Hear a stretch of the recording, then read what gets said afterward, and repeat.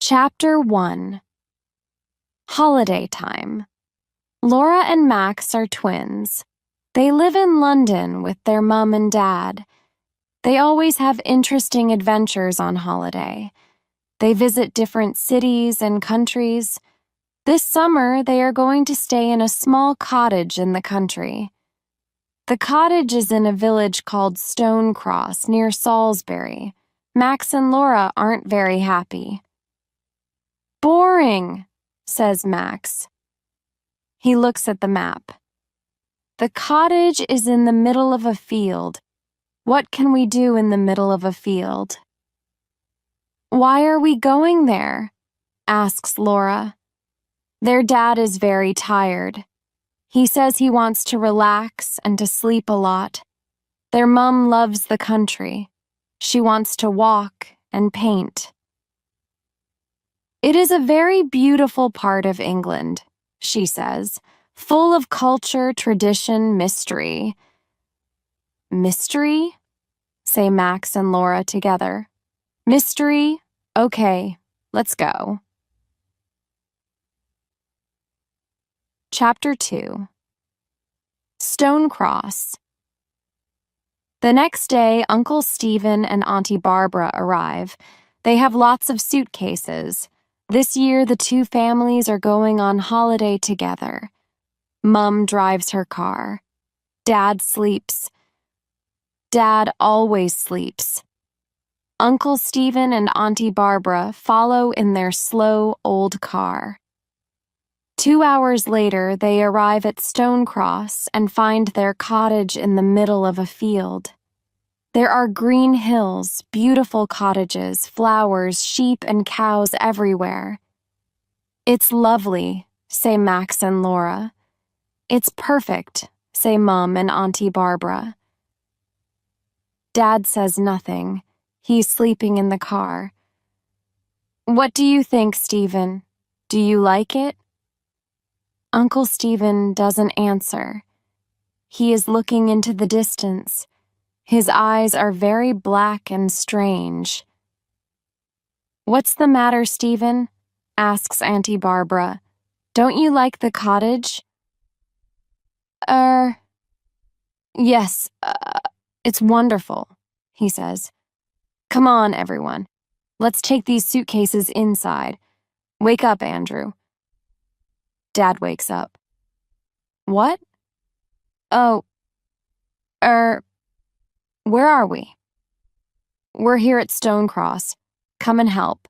We must take the suitcases into the cottage." They take the suitcases and go inside, but Uncle Stephen waits. He wants to talk to his wife. "Barbara, I must tell you something," he says. His voice is very serious. "This place—" "Yes, darling?" "This place is in my book.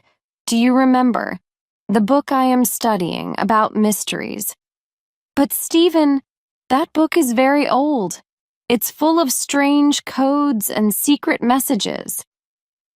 "Exactly. Don't you understand? This is the place where—" "Come on, Barbara, come on, Stephen," shouts Mum from the cottage. "We're coming," Uncle Stephen and Auntie Barbara answer. But when they walk to the cottage, their faces are white. They look very worried. Chapter 3. Mr. Carter and Mrs. Black. The cottage is big. There are 4 bedrooms and 2 bathrooms upstairs. Downstairs, there is a big kitchen, a living room, and a study. Uncle Stephen wants to use the study. He must finish some work during the holiday. Uncle Stephen is a historian. "What does Uncle Stephen do exactly?" Laura asks. Her mother replies, "He studies history." Max is confused. "But I study history too, at school, but it's not my job." "Yes, but Uncle Stephen writes books about history. He thinks about history. He tries to understand the things that no one understands. For example, asks Laura. Well, Mum replies. For example, the mystery of Stonehenge. So, what about Stonehenge? What is its mystery? No one really knows. Ask Uncle Stephen. Tomorrow we can go to see it. Suddenly there is a knock at the door. Mum opens it and an old man comes in. He has white hair and an angry face. My name's Carter, he says in an angry voice. I look after this cottage. Is everything okay? There is wood for the fire in the garden. There are sheets and pillows upstairs. If you have a problem, tell me. Have you got any problems? Now Mum remembers. Yes, Mr. Carter is the caretaker. He looks after the cottage when no one is staying in it. Thank you, Mr. Carter. It's very kind of you, but we have no problems.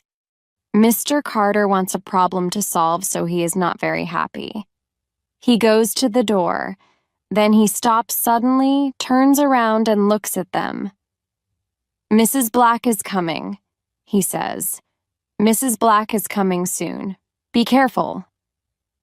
He opens the door and goes out. What? Asks Mum. Who is Mrs. Black? Asks Max. And why be careful? Is she dangerous? Asks Auntie Barbara. Probably a witch from Stonehenge, says Laura. Everyone laughs.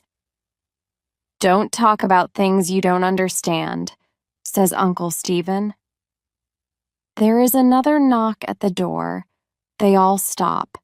There is silence in the room. Max opens the door.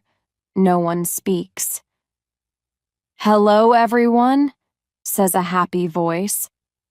A woman comes into the cottage.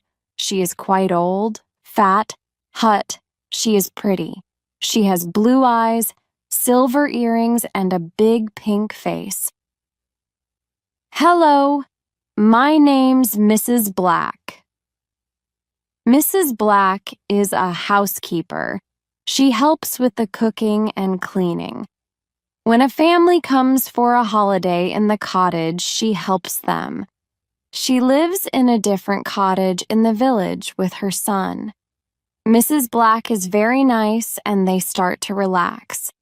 Later, they eat a big dinner and then say goodbye to their new friend, the housekeeper. They are very tired, and soon everyone is sleeping. Everyone but Uncle Stephen. He can't sleep because he is thinking about the book he is studying. Chapter 4. Laura and Max explore the village. On the morning, Laura and Max decide to explore the small village of Stonecross. Bye, have a nice time, come home for lunch at 1 o'clock, says their mother. In the square, there is a post office, a baker's, a greengrocer's, a newsagent's, and some other small shops. Let's buy something to drink in this newsagent's, says Max. It's very hot. A woman is working in the shop. They say, "Good morning," and smile at the woman, but she does not smile at them. She looks at the twins with cold eyes. You two aren't from Stonecross. What do you want? The woman is not very friendly. 2 cans of Coke, please, says Max. 160 pounds. She gives them 2 cans of Coke and they give her the money. The woman's cold eyes do not change. Tourists don't usually come to Stonecross, she says. Her voice is cold too. It's not a good idea, remember that? Yes. Okay. Thank you. Goodbye, says Laura. They run out of the shop very quickly. In the square, the sun is shining. Everything is normal again. Wow, there are some strange people in this village, says Max. They walk along another street. and suddenly a man appears. He is not very old. He is wearing a dark suit and a tie with a strange design on it. The twins stop. The man smiles. He says, "Hello, hello, two explorers in Stonecross. Are you on holiday? Are you having a nice time?" "Yes, yes, thank you," replies Laura. "My name's Martin Knight. What are your names?" "Max and Laura Morell," they say together. Sometimes twins understand what the other is thinking. Sometimes they speak together. Morell? Is your father the famous historian? Stephen Merrill. No, he's our uncle, not our father. He's on holiday with us in Stonecross. Do you know him? The man doesn't answer Max's question. I see, Stephen Merrill is here in Stonecross. Very interesting. And tell me, what is he studying at the moment? Oh, a really old book about mysteries and secret. Sorry, Mr. Knight, it's very late. We must go home and have lunch. Laura stops him. Come on, Max. It's time to go. Can we meet tomorrow? Says Martin Knight. You can tell me about your uncle's old book. Okay, says Max. Come on, Max, says Laura, and the twins go back along the road. Sorry, Max, but I don't like that man, explains Laura. He wants to know about Uncle Stephen and his hooks. But Uncle Stephen is very famous. Lots of people want to know about him. I know, but this man is different. I can't explain why. Not everyone is strange in Stonecross. Think of Mrs. Black. She's a nice, normal woman. Yes, you're right, sorry, but now it's 1:45 and we must go home. Chapter 5. A visit to Stonehenge. When the twins get home, everyone is waiting for them. Mrs. Black is there too. What do you think of our little village? She asks. The village is lovely. Some of the people are strange, replies Laura. Mrs. Black laughs. I know.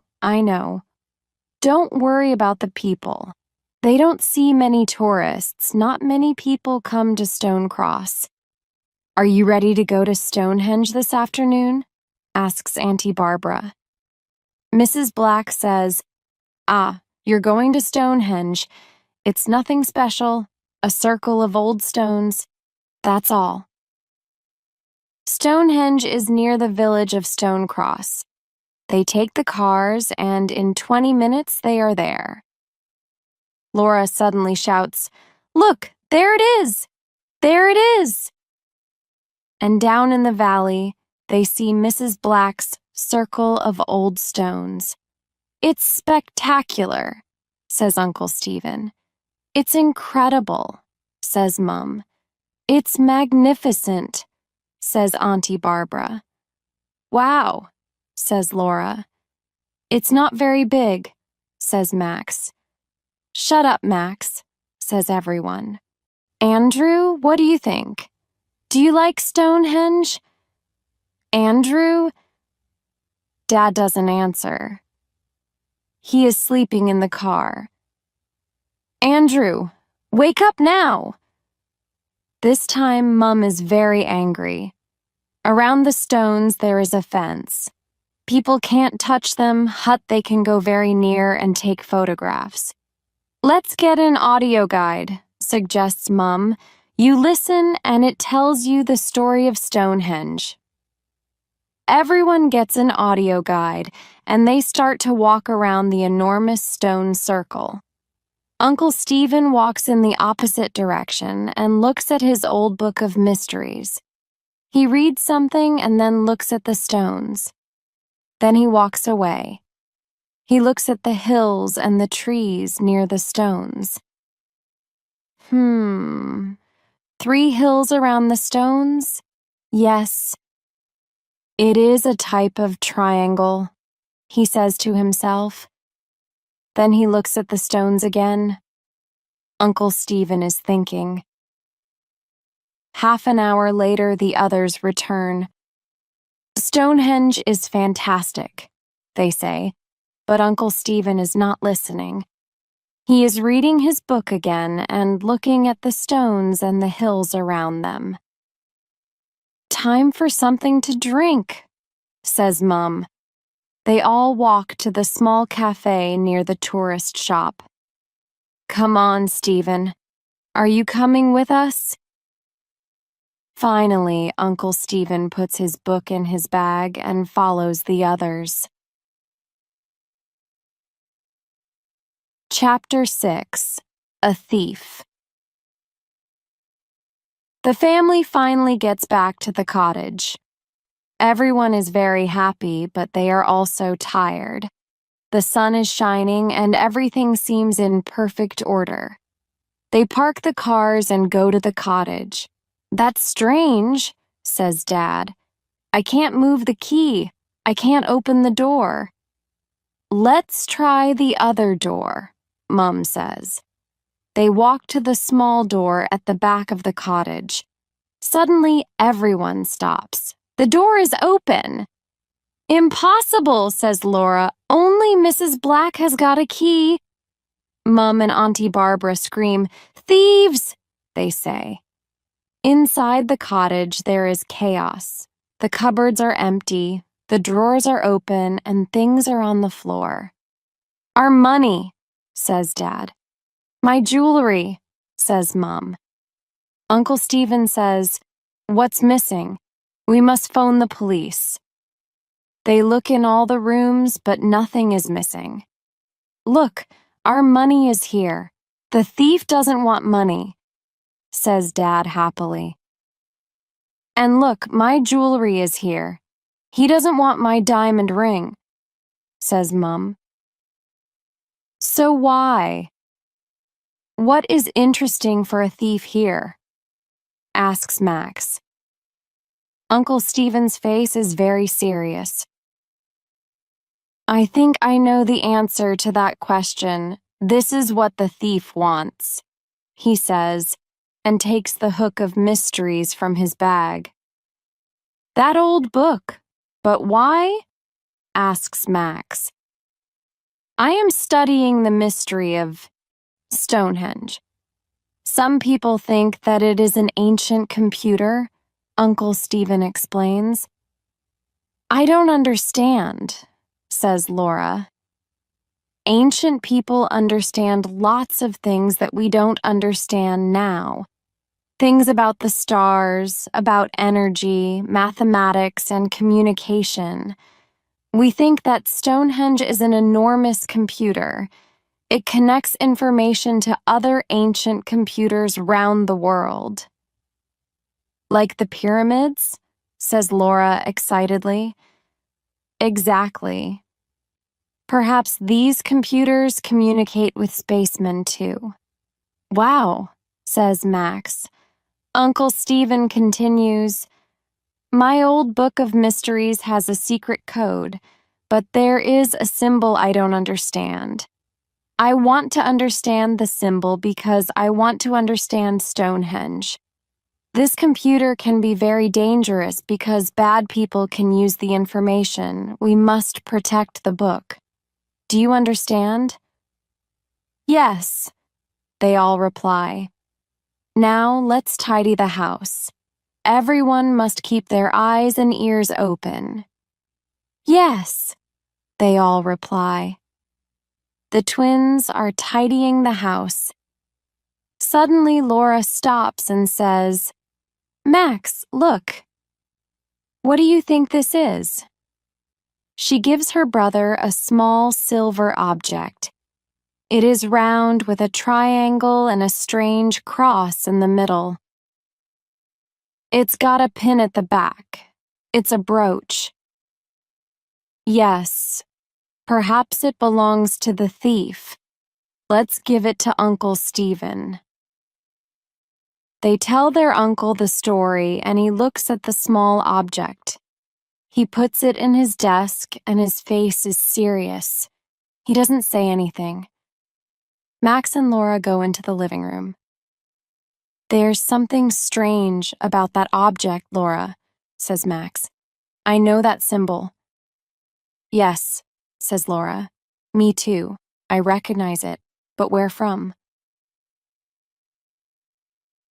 Chapter 7. A Noisy Night. At 7 o'clock, Mrs. Black arrives. She helps cook the dinner and listens to the story. Terrible, she says. Every summer there are thieves in Stonecross. They know there are lots of tourists, you see. But you say that tourists don't come here? Answers Laura. Yes. Well, it depends. Some summers there are a lot. Some summers there aren't a lot. Suddenly a telephone rings. It is Mrs. Black's mobile phone. Excuse me, she says and smiles at everyone. She goes to the hall and speaks in a soft voice. Yes, okay. Don't worry. Everything's all right. I don't know. Perhaps tonight, perhaps tomorrow night. Okay, bye. My son, she explains. He's 27 and he doesn't know how to cook. Can you believe it? Mum laughs. I'm sure he prefers your wonderful cooking.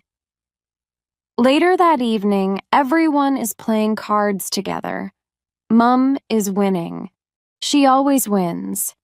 Mrs. Black says, "Who wants a nice cup of hot chocolate?"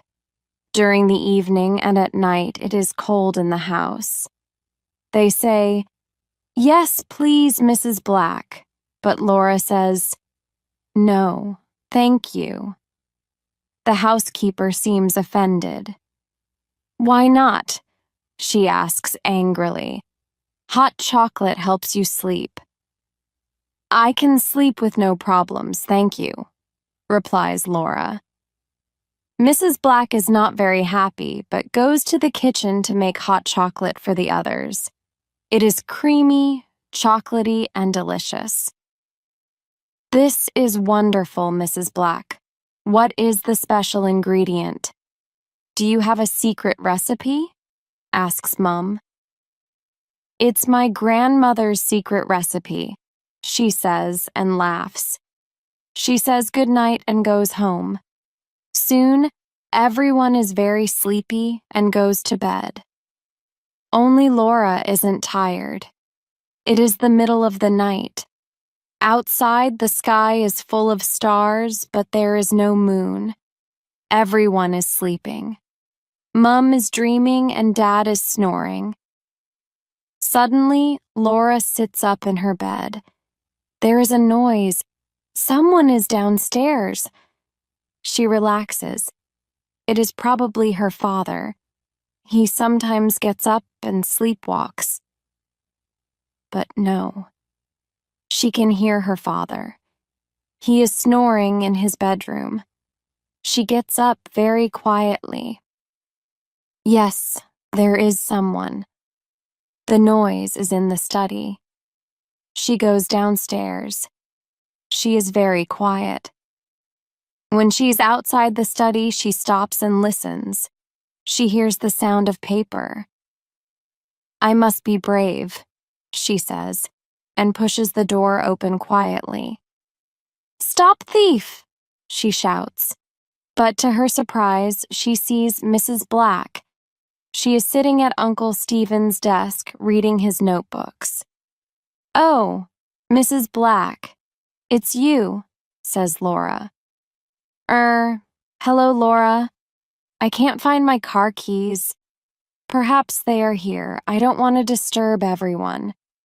Oh, all right, says Laura, but then she remembers Mrs. Black hasn't got a car. At that moment, Dad and Uncle Stephen arrive. They think there is another thief. Dad smiles and laughs. Pooh, it's Mrs. Black. Hello, Mrs. Black, you're working late tonight. Uncle Stephen doesn't laugh. What are you doing in my study, Mrs. Black? He asks. She tells him the story of the car keys. Uncle Stephen replies, Tomorrow we can all look for the keys together. Now it's time to sleep. Good night, Mrs. Black. He opens the door and the housekeeper goes out. She doesn't look at Uncle Stephen when she says, Good night, everyone. Chapter 8. Now I remember. For 2 or 3 days, everything is normal and everyone is happy. Mrs. Black says her son has got the car keys and they aren't lost after all. Laura looks at Mrs. Black but decides not to say anything. On Wednesday afternoon, Mom and Dad go walking. Dad wants to sleep hut. Mom says, No, Andrew, you can't sleep all holiday. All right, he replies, but he is not very happy. What about you, Stephen? Come with us. No, thank you. I must work. Auntie Barbara laughs and says to Mom, Sarah, your husband sleeps all the time and my husband works all the time. Don't laugh, Barbara, replies Uncle Stephen. My work is very important. Everyone laughs. Sometimes Uncle Stephen is very funny. Humph, today I want to work a lot. Please don't disturb me, he says and goes to the study. Can I come with you two? Asks Auntie Barbara. Of course, they reply. They all put on their walking boots and say goodbye to the twins. Max and Laura decide to explore a different part of the village. In the village, there is a small hill. It is a strange shape, and on the top there is a stone cross. The village probably has the name Stone Cross because there is a stone cross on the hill, says Laura. Very clever, Sherlock, says her brother. They look up to the cross on the hill. 2 people are talking near it. The sun is behind them and the twins can't see very well. Who are those 2 people? They ask together. Mrs. Black and Martin Knight. Let's go and listen, says Max. No, Max, says Laura. We mustn't listen to... Suddenly she stops. Her face is white. Max, now I remember. Max's face is white too. He remembers the same thing. I know. Me too. The symbol. Yes, I know where it comes from. Yes, Mrs. Black's earrings. It's the same symbol. What?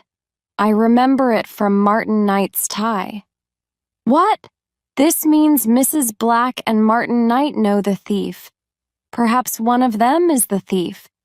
Do you remember Mrs. Black reading Uncle Stephen's notebook? Do you remember Martin Knight's questions? What can we do? Come on, Laura, follow me, says Max. They start to go up the hill, but Mrs. Black and Martin Knight aren't there. We're too late. Where are they now? Says Laura. I don't know, answers Max. Come on, let's go home and tell Uncle Stephen what we know. They start to walk home, but on the hill 2 dark shadows are watching them from behind the stone cross. Chapter 9. Uncle Stephen understands. Uncle Stephen is happy. Finally, he can work in peace. He makes a cup of tea and goes into his study. On his desk, there is the old book of mysteries and the silver brooch with the strange symbol. He takes the brooch in his hand and looks at it. He knows. It is part of the mystery, but how? The circle is similar to Stonehenge. The triangle is similar to the hills around it. But what does the cross mean? Uncle Stephen recognizes the symbol, but where from? He drinks some more tea. He thinks. He looks out of the window. From the window, he can see the strange hill in the village and the strange stone cross on the top of it. Wait a minute, he thinks. The strange stone cross. He looks at the brooch. Yes, it's the same. He quickly turns to a page in his old book of mysteries. He reads something and shouts, "Yes! Now I understand! Now I understand! I must telephone Professor Johnson in London." He takes the phone and calls the number.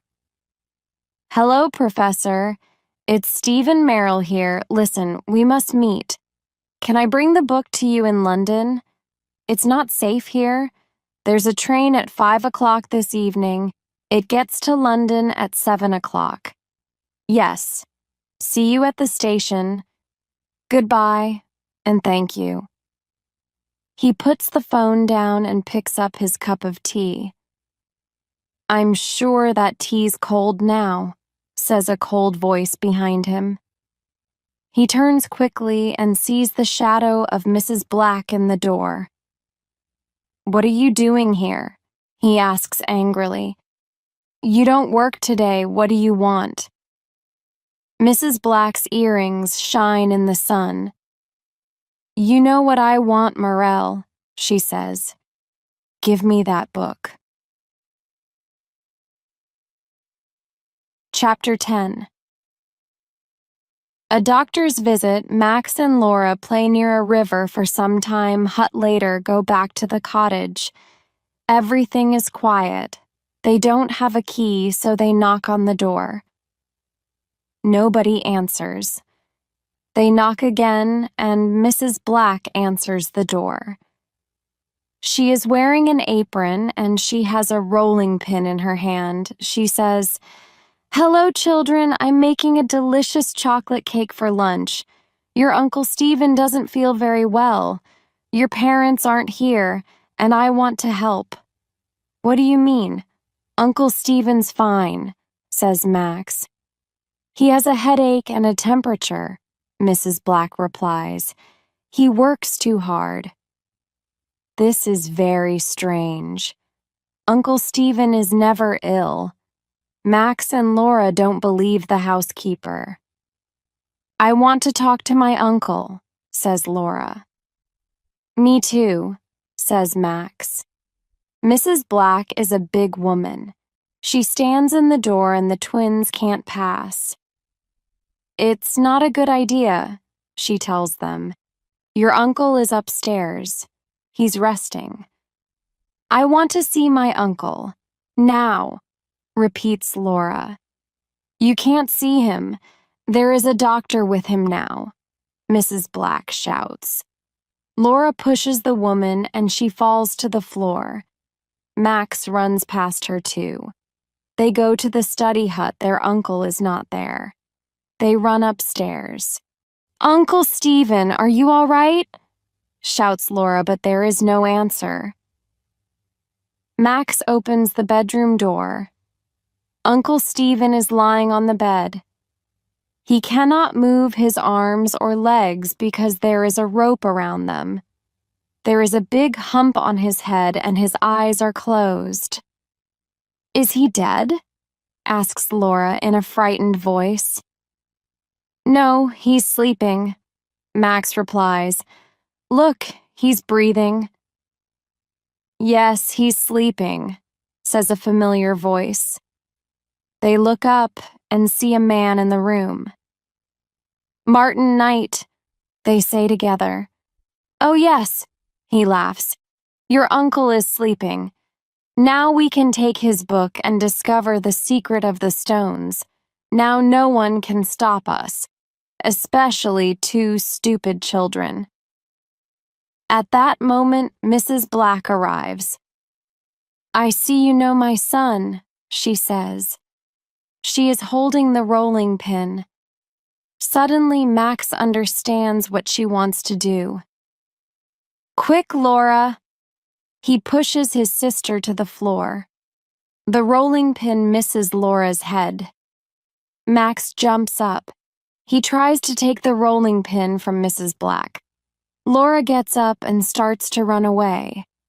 Martin Knight tries to stop her, but she is very fast. Suddenly outside they hear the sound of a siren. It is a police car. "Quick, the police!" shouts Martin. He and Mrs. Black run. When they arrive at the door, there are two policemen waiting for them. They put handcuffs on the two criminals and push them into the police van. Laura telephones for an ambulance for Uncle Stephen. Max speaks to the policeman. "Thank you," he says, "but I don't understand. Why?" He stops. Under a tree in the garden, he sees an old man. "Mr. Carter." Mr. Carter comes and talks to Max. "Remember, Hoy, you must tell me your problems," he says. "I know these people, I know this place, I know when there's a problem."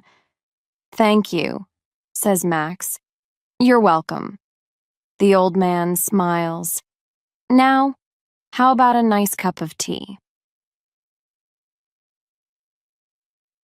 Chapter 11. The Secret of the Stones. The next day, everyone is at the hospital. Uncle Stephen is in bed. The doctor says that there is only one problem: the big bump on Uncle Stephen's head. Uncle Stephen opens his eyes. "Hello, Barbara. What day is it?" "It's Thursday, darling." "Oh, hello, Andrew. Hello, everyone. What are you doing here? Don't you have school today, children?" "It's the summer holiday," Laura replies. "We're in Stonecross, remember?" says Max. "Stonecross? Holiday? No, I don't remember. We're in London. I think—" Uncle Stephen doesn't remember. He doesn't remember about the holiday, about Mrs. Black and Martin Knight, and most important of all, he doesn't remember. He doesn't remember about the holiday, about Mrs. Black and Martin Knight, and most important of all, he doesn't remember about the secret of the stones. "You remember the symbol, the brooch, the old book of mysteries?" they ask him. He smiles and says, "No, sorry." A policeman arrives. He tells them that the two criminals, Martin Smith and his mother, Dorothy Smith, are part of a secret organization. "The name of the organization is the Black Knights," he says.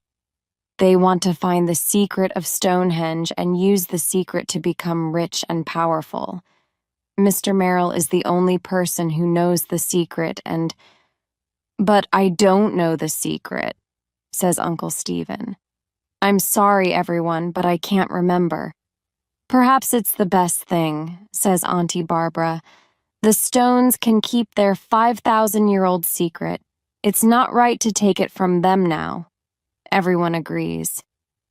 "Perhaps we can find another secret next holiday," say Max and Laura together. "Perhaps next holiday I can stay in London," says Uncle Stephen. He rubs the bump on his head. Poor Uncle Stephen. Everybody laughs. "No more adventures this summer," says Max. "But perhaps at Christmas," says Laura. Who knows?